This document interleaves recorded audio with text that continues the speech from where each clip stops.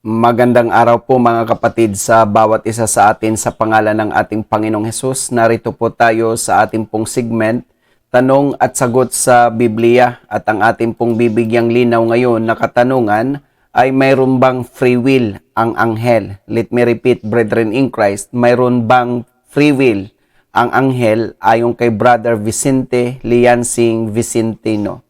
Mga kapatid, tandaan po natin na kung ang tao ay wala pong free will, ang anghel ay mayroon pong free will, brethren in Christ. But before anything else, let us first define the word free will in King James Version Dictionary. Free will is a noun. Number 1, the power of directing our own action without restraint by necessity or fate. Number 2, voluntariness, spontaneousness. And atin po itong iniliwat sa Tagalog. Number 1, ang kapangyarihan ng pagdidirekta ng ating sariling mga pagkilos nang walang pagpipigil ng pangangailangan o kapalaran. Number 2, voluntaryong kusang loob. Also here, brethren in Christ, in Merriam-Webster Dictionary, free will is a noun word. And number 1, voluntary choice or decision. Example, I do this on my own free will. And number 2, freedom of humans to make choices that are not determined by prior causes or by divine intervention. At iniliwat rin po natin ito sa Tagalog, number 1, kusang loob, na pagpipilian o desisyon. Limbawa, ginagawa ko ito sa aking sariling kalooban.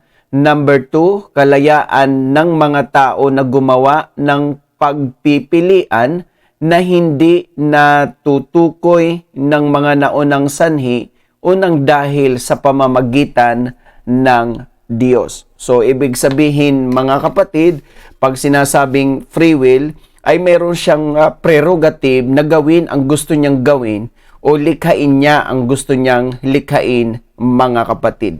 Kaya po ang tao ay wala po siyang free will kasi wala siyang kakayahang gumawa ng gusto niyang gawin, mga kapatid. Subalit, ang anghel ay meron po silang free will dahil nagagawa nila ang gusto nilang gawin. At ito po ang ating pong babalangkasin ngayon, mga kapatid. Let us read here in Ezekiel 28, 12 hanggang 15. Ito ang wika sa Tagalog, ang Biblia. Anak ng tao, panaghuyan mo ang hari sa Tiro at sabihin mo sa kaniya, ganito ang sabi ng Panginoong Diyos. Iyong tinatakan ang kabuuan na puno ng karunungan at sakdal sa kagandahan. Ikaw ay nasa Eden sa halamanan ng Diyos. Lahat ng mahalagang bato ay iyong kasuutan.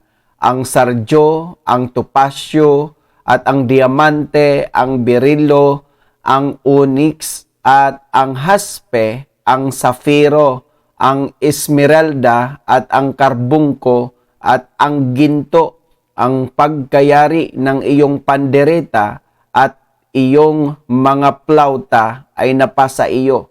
Sa kaarawan na ikaw ay lalangin ay nangahanda.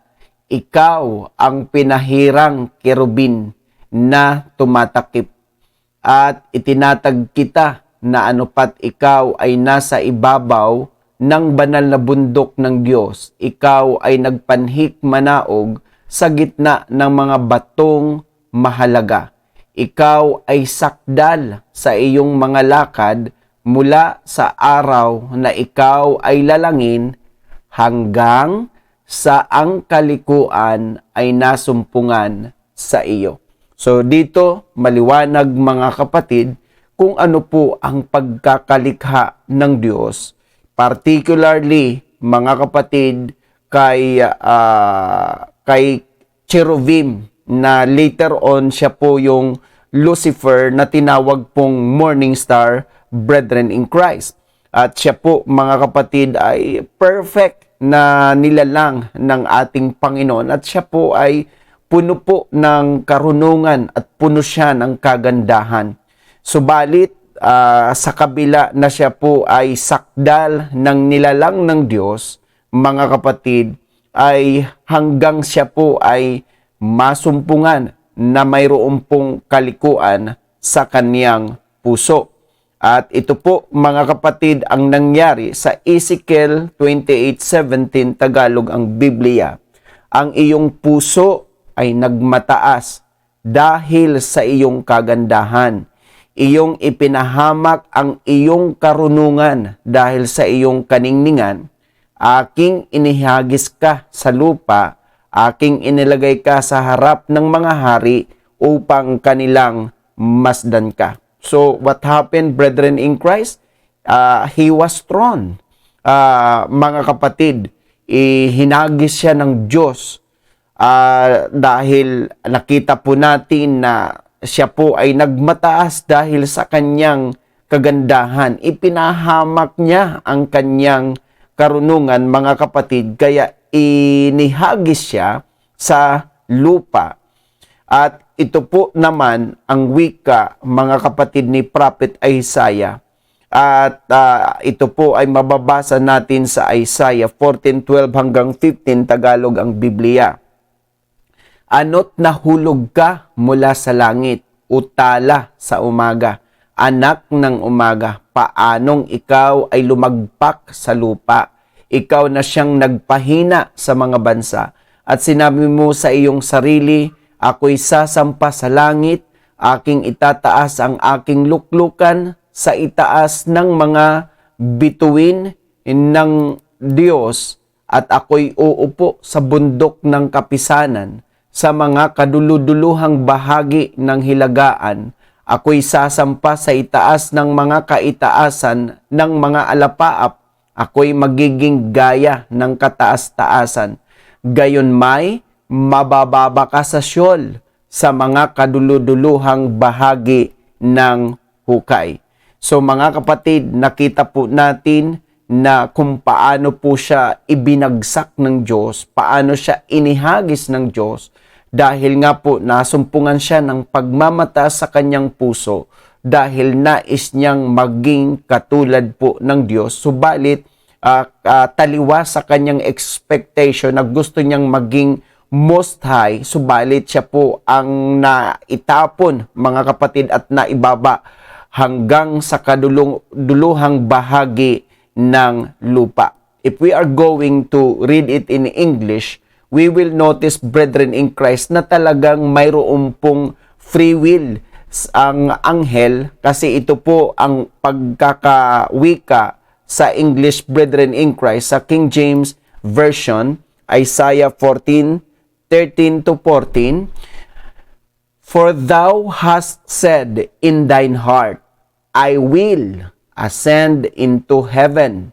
I will exalt my throne above the stars of God. I will sit also upon the mount of the congregation in the sides of the north. I will ascend above the heights of the clouds. I will be like the Most High. If you will notice, brethren in Christ, there are 5 I will na mayroon po si Lucifer, brethren in Christ. So therefore, maliwanag na when God created angels, they have free will, brethren in Christ, to do what they wanted to do. So, tandaan po natin ito, mga kapatid, na God is all-knowing God or omniscient. Nababatid niya ang lahat. Kaya nakita niya po ang kaisipan ni Lucifer, nakita niya ang puso ni Lucifer na ito ay nagmamataas laban sa Diyos. Ito po ang ating mababasa sa Psalms 147:5, Tagalog ang Biblia. Dakila ang ating Panginoon at makapangyarihan sa kapangyarihan. Ang kanyang unawa ay walang hanggan. Ganun po katalino ang ating Diyos na pinaglilingkuran, dahil ang kanyang unawa ay walang hanggan. At ang wika nga dito, makapangyarihan sa kapangyarihan. And also here in 1 Chronicles 28:9 Tagalog ang Biblia, at ikaw Solomon, aking anak, kilalanin mo ang Diyos ng iyong ama at paglingkuran mo siya ng sakdal na puso at ng kusang pag-iisip, sapagkat sinasaliksik ng Panginoon ang lahat na puso at naaalaman ang lahat na akala ng pag-iisip. Kung iyong hahanapin siya, ay masusumpungan siya sa iyo, ngunit kung pabayaan mo siya, kaniyang itatakwil ka magpakailanman. So nakita po natin mga kapatid na sinasaliksik ng Panginoon ang lahat ng puso.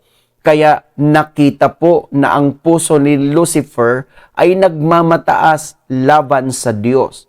At naaalaman ang lahat ng akala ng pag-iisip, yung intent of mind na wika, yung plano, yung balak, yung panukala, ay nakikita po ito ng Diyos.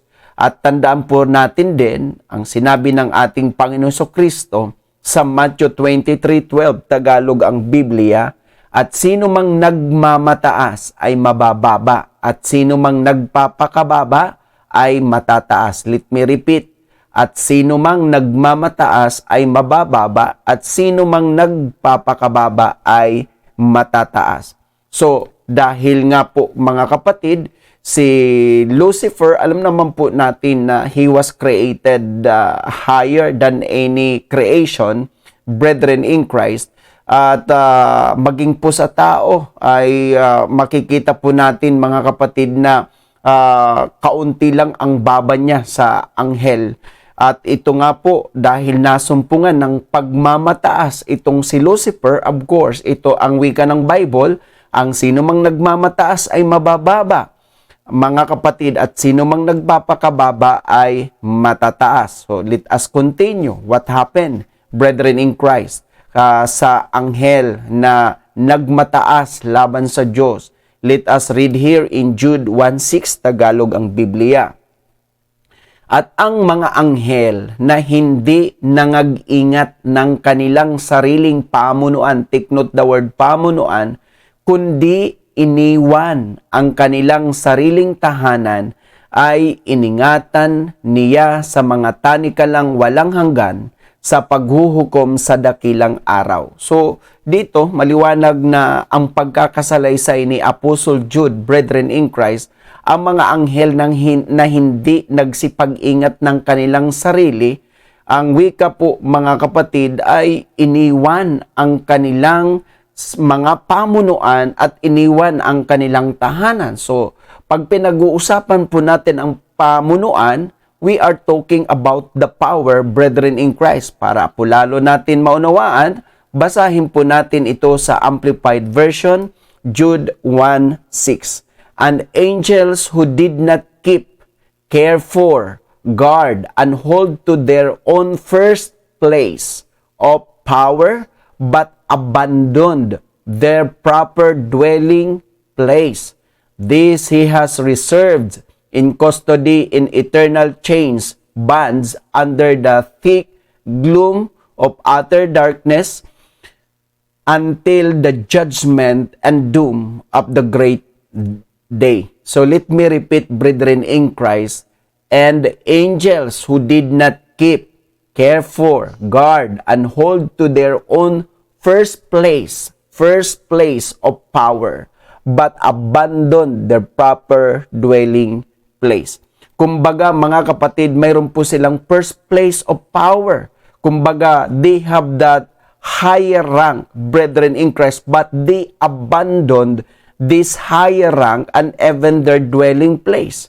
So, kasama po sa kanilang higher rank or yung first place of power, yung free will, brethren in Christ, and they abandoned their free will in literally speaking, brethren in Christ, because free will is one of their first place of power and they abandoned this, brethren in Christ. So, what happened? Ito po ang pagkakasabi mga kapatid, as what I mentioned earlier, that man is created little lower than the angel. At mababasa po ito sa Hebrews 2:7, Tagalog ang Biblia, siya'y ang tao ay ginawa mong mababa ng kaunti kaysa mga anghel, siya'y pinutungan mo ng kaluwalhatian at ng karangalan, at siya'y inilagay mo sa ibabaw ng mga gawa ng iyong mga kamay. So again, at the beginning, man was created little lower than the angels. So there's shifting na may nangyari nung mag-fall na po si Lucifer, brethren in Christ. At ito po ang wika naman sa 1 Corinthians 6:3, Tagalog ang Biblia. Hindi baga ninyo nalalaman na ating hahatulan ang mga anghel? Gaano pa kaya ang mga bagay na uukol sa buhay na ito? So nakita po ninyo mga kapatid, because the angel, when God first created them, ay makikita po natin na mayroon silang tinatawag na binanggit po natin kanina mga kapatid, na mayroon po silang tinatawag na first place of power. At kasama nga po sa first place of power, yung free will. But they abandoned this, brethren in Christ. Ito ay kanilang iniwan, maging ang kanilang lugar sa kalangitan. So what happened? Even though they were created higher, little than men, na baliktad mga kapatid, ang tao ngayon ang naging higher than the angel, brethren in Christ, because again, they abandoned their first brethren in Christ, first place of power. So, kaya ngayon, pagdating ng panahon, ang tao, which refer to the believers, brethren in Christ, ang hahatol sa mga anghel. Kaya nagkaroon po ng shifting or pagkabaliktad. Kaya mga kapatid, before, man is little lower than angel. Now, angel is little lower than man. Therefore, the angel has no free will anymore. Why? As what we tackled, brethren in Christ, they abandoned their first place of power. At kasama nga po doon ang free will. Kaya ngayon, mga kapatid, ang mga born again, Krisyano, mananampalataya at anak ng Diyos, time will come that they will judge the fallen angels, brethren in Christ, because ito po ay ginawang higher than the angel na po, mga kapatid. Kaya, yun po ang ating pong sagot sa katanungan na mayroon bang free will ang anghel? Ayon kay Brother Vicente, Liansing, Vicentino, brethren in Christ, our answer is mayroon po silang free will when God created them. And ang tao nga po ay just created little lower than angels. Kasi naandun puno siya ng kagandahan, puno siya ng karunungan. So, ganun po katindi mga kapatid, at mayroon silang tinatawag na first place of power. At kasama sa first place of power nga po yung free will, but they choose, brethren in Christ, to abandon this first place of power. Kaya mga kapatid, they don't have any longer free will, brethren in Christ, because they abandoned this privilege, this first place of power, brethren. Kaya yung ating sinagot kanina, before, man is little lower than angel. Now, angel is little lower than man. Therefore, the angels has no free will anymore. And that is our answer, brethren in Christ. And I hope na minsan pa tayo napagpala sa ating pong segment, Tanong at Sagot sa Biblia. If ever na tayo po ay mayroon pong question, clarification, or follow-up question regarding this topic, don't hesitate to comment your question, clarification, and follow-up question. Para sa mga susunod po nating pagtatalakay ay ating pong bibigyan ng katugunan at kasagutan ang inyong mga katanungan, clarification and follow-up questions. By the way, brethren, kung hindi pa ho kayo nakakapag-subscribe sa ating YouTube channel, it's about time to subscribe dahil marami pa ho tayong mapag-aaralan, marami pa ho tayong matutunan ng tulad ng ganitong pag-aaral, mga kapatid. Once again, salamat po na marami sa inyong panahon, sa inyong oras. May God bless us all and thank you for watching.